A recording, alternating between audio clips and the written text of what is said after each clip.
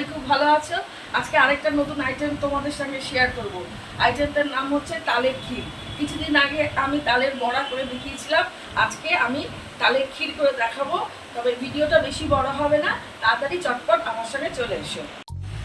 তালের ক্ষীর বানাতে আমি একটা তালকে তার যে পাল্পটাকে ভালো করে আমি বার করে নিয়েছি, যেটা আগেও আমি দেখিয়েছিলাম যে আমি কি করে বার করি, সেরকমভাবেই ঠিক ওই একই প্রসেসে আমি বার করে নিয়েছি। আর তারপরে এর মধ্যে কিছু আঁশ ছিল, সেটাকে আমি ছাঁকনি দিয়ে ছেঁকে একটা স্মুথ একটা এরকম পেস্ট তৈরি করেছি। আর এটার থেকে মানে এর হাফ অংশটা আমি আজকে নিয়ে ক্ষীরটা তৈরি করব। তার সঙ্গে আমি একটা নারকেল, ছোট নারকেল কুড়িয়ে রেখেছি, এটাও অ্যাড করব, একটু চিনি এটাও অ্যাড করব, একটু গুঁড়ো দুধ অ্যাড করব, আর অল্প সামান্য একটু নুন অ্যাড করব।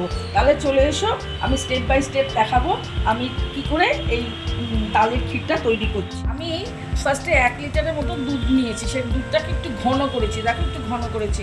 হ্যাঁ, এরপরে এর সঙ্গে আমি একটু গুঁড়ো দুধ অ্যাড করব। একটা ছোট নারকেল আমি কুড়িয়ে নিয়েছি, সেটা এর সঙ্গে আমি অ্যাড করছি, একটু মিশিয়ে নিচ্ছি। এর মধ্যে তার মানে কি হলো, আমি দুধ নিলাম, দুধটাকে একটু ঘন করেছি, তারপরে গুঁড়ো দুধ নিয়েছি, তাতে আরও একটু ঘনত্ব বেড়েছে। এরপরে একটা ছোট নারকেল কুড়িয়ে এর মধ্যে দিয়ে দিয়েছি এবং এটাকে একটু ভালো করে নাড়াচাড়া করে মিশিয়ে নিচ্ছি। তারপরে আমি এই তালের পাল্পগুলোকে এর মধ্যে দিচ্ছি, এখানে যতটা আছে এর হাফ দেব, একটু হাফ অংশ আমি তালের নাড়ু করব।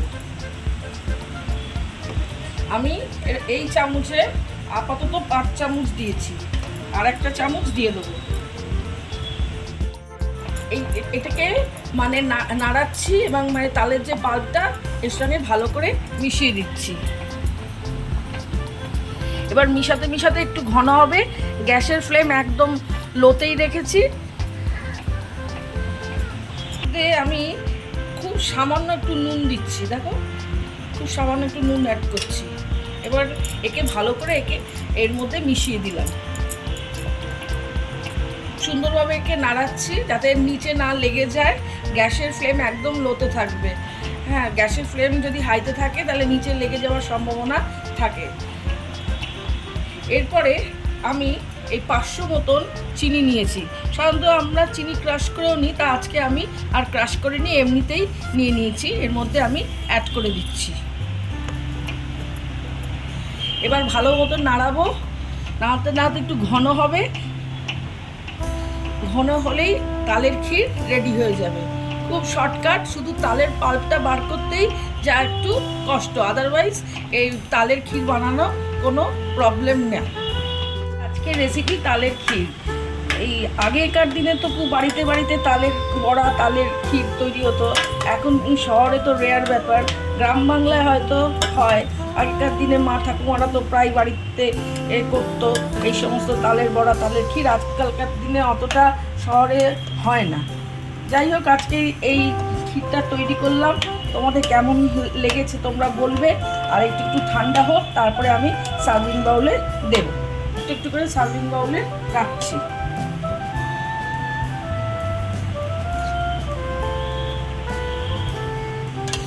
খুবই টেস্টি খাবার।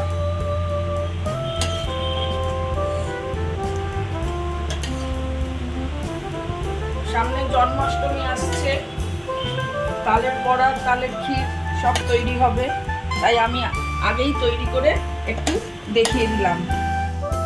ক্ষীরটা আমি সার্ভিং বলে রেখে দিয়েছি, এখন একটু কাজু কিশমিশ দিয়ে একটু ডেকোরেট করে দিচ্ছি। তাহলে ফার্স্টে খেতেও ভালো লাগবে আর দেখতেও ভালো লাগবে। আগে দর্শনদারি, তারপরে গুণ বিচারি।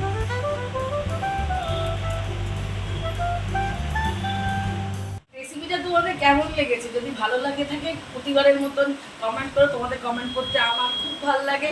নেক্সট দিন আবার একটা নতুন রেসিপি তোমাদের সঙ্গে শেয়ার করব।